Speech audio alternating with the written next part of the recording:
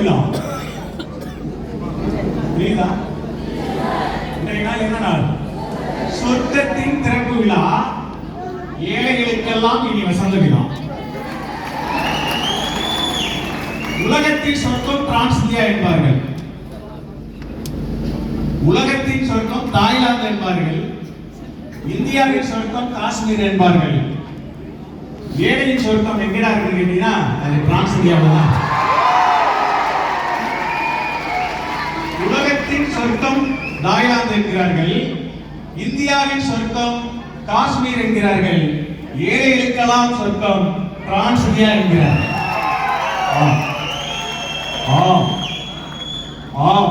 Mic எடுத்துதான் பேசல. என்னை போன்று பல ஆயிரக்கணக்கான ஏழைகளை, சாதாரண நிலைமையில் இருந்த பல ஆயிரக்கணக்கான டிரான்ஸ்லேட் வரும்போது யாரும் கூட சொல்லலாம் இல்ல, நாம தான் பண்றோம். என்னை போன்று பல ஆயிரக்கணக்கான நபர்களை கோடீஸ்வரனா மாத்தி அழகு பார்த்திருக்கிறது டிரான்ஸ் இந்தியா. ஏழைகளை, அதனாலதான் சொன்னேன் ஏழைகள் டிரான்ஸ் இந்தியா சொன்னேன்.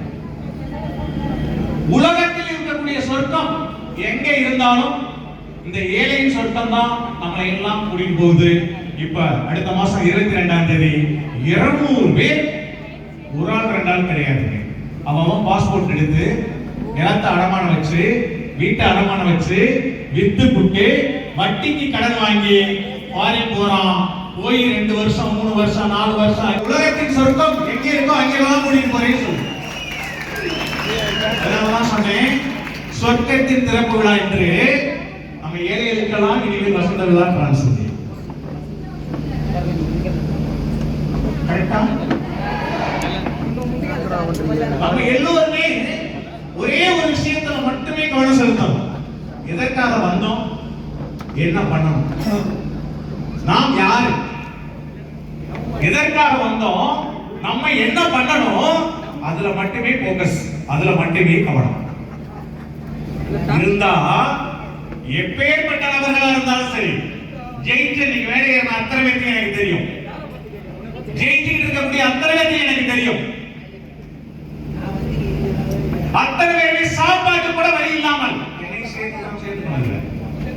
சாப்பாட்டு கூட வழி இல்லாமல் டிரான்ஸ்லேட் வந்தவங்க தான் இன்னைக்கு சாதனையாளர் அன்னைக்கு மேடையில். எந்த நிலைமையில் நீ இருந்தாலும் கவலைப்படாத, எந்த நிலைமையில் நீ இருந்தாலும் கவலைப்படாத, எந்த நிலைமையில் நீ இருந்தாலும் டிரான்ஸ்லேட் மட்டும் நம்பி நிறுவனம் சொல்லக்கூடிய விஷயத்தை மட்டும் செஞ்சால் இந்த இடத்துக்கு நீ வர்றத உன்னைய பட்டச்ச கட்டம் கூட தடுக்க முடியாது. வெற்றி என்பது எளிமையானது அப்படின்னு சொன்னீங்கன்னா ஜெயிக்கும் என்ன சொல்லலாம், எளிமையானது அப்படின்னு சொல்லி. வெற்றி என்பது கஷ்டம் அப்படின்னு சொல்லி ஒரு குரூப் சொல்லுது. டிரான்ஸ்லேயா மட்டும் தான் நான் பேசுவேன். வெற்றிங்கிறது வேற எங்கே பத்தியும் அல்ல, டிரான்ஸ்லேயா வெற்றி தான்.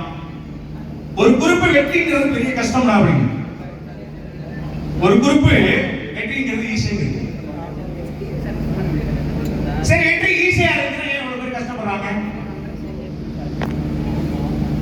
அப்ப வெற்றி கஷ்டம் முடியுது. கஷ்டமா இருந்தா எப்படி இங்க ஜெயிச்சாங்க அப்படின்னு கேட்டா, வெற்றி என்பது கஷ்டமானதுதான், வெற்றி என்பது கடுமையான ஒன்றுதான். வெற்றி எளிமையா கிடைச்சுன்னா அது பேர் மதிப்பு இருக்காது, மரியாதை இருக்காது, பேர் இருக்காது, புகழ் இருக்காது. வெற்றி என்பது கடுமையானது, அது எளிமையாக மாற்றப்படுகிறது. அரிசியும் ரைஸ் சொல்லுவாங்க நம்ம ஊர்ல, நெல் அதையும் ரைஸ் தான் சொல்லுவாங்க. சோறு சாப்பிடுறோம்ல அதையும் ரைஸ் தான் சொல்லுவாங்க. நம்ம தமிழ்ல புரியும், அரிசி வேற சோறு வேற. கரெக்டா? அரிசி இவ்வளவு உங்க கையில கொடுக்குறேன், இப்படி மாவாக்கி கொடுங்க அப்படின்னு சொன்னா நம்மளால ஆக்க முடியுமா? கடுமையா தானே இருக்கும்.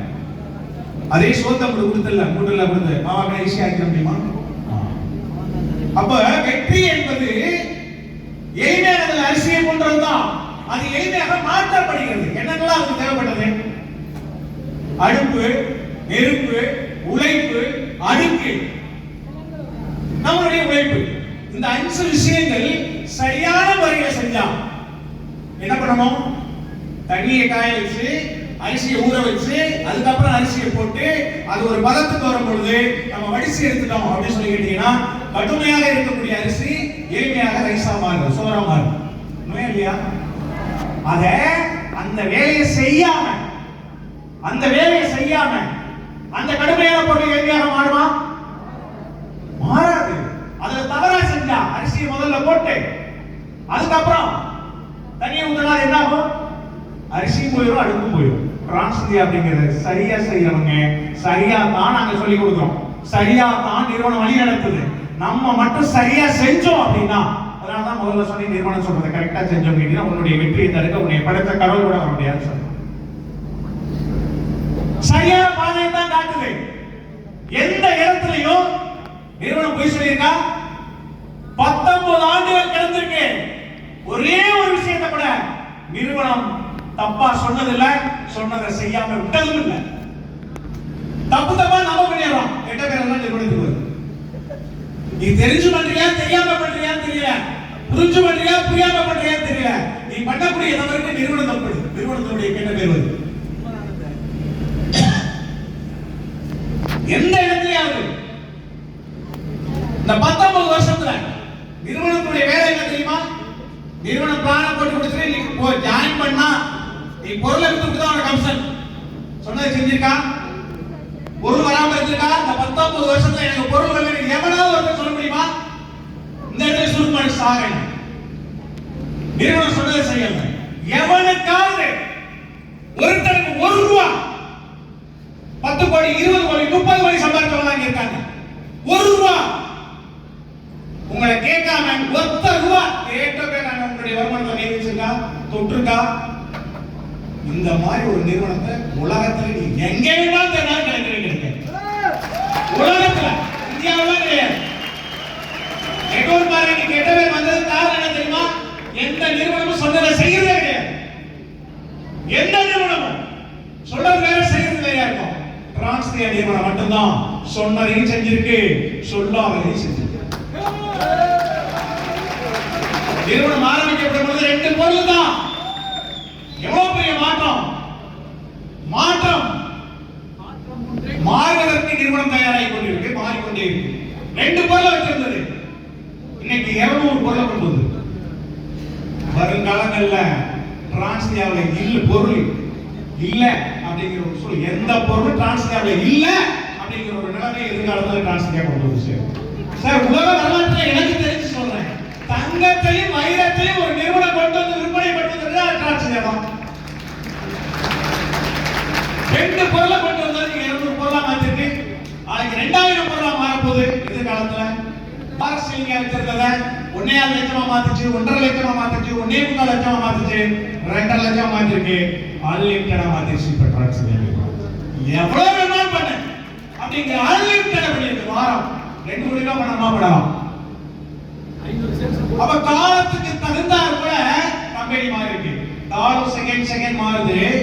மாற உலகத்துல மாற யார் தயார் இல்லையோ, மாறதுக்கு யார் தயார் இல்லையோ, காலம் அங்க வந்து எந்த ரூபங்களையும் எவ்வளவு பெரிய ஆளா இருந்தாலும் தூக்கி போட்டு போயிடும்.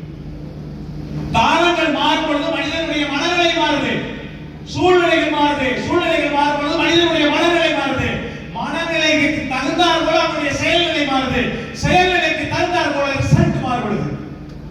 அப்ப டிரான்ஸ்ஃபியா மாறுது, காலம் மாறும் பொழுது கம்பெனி மாறிட்டார். 80,000 ரூபாய் பத்தாது.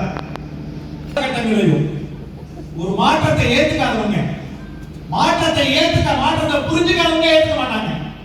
ஏத்துக்காதவங்க கம்பெனில இருக்கவும் மாட்டாங்க. பாத்துருக்கீங்களா?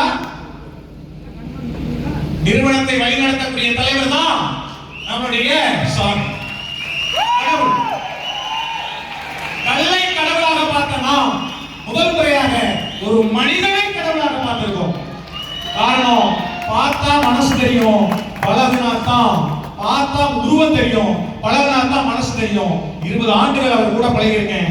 அவருடைய மனசு, எண்ணம், சிந்தனை எல்லாம் அவரை பத்தியோ ஒரு குடும்பத்தை பத்தி இல்ல, அவர் நிறுவனத்தில் இணையக்கூடிய மக்களை பத்தி மட்டுமே அவருடைய எண்ணங்களும் சிந்தனைகள் இருக்கு.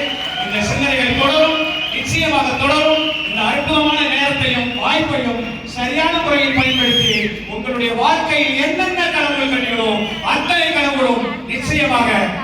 நிச்சயமாக டிரான்ஸ்ஜெண்டர்கள் நிறைவேற வேண்டும் என்று கூறி வாய்ப்புக்கு நன்றி கூறி விடைபெறுகிறேன். நன்றி, வணக்கம்.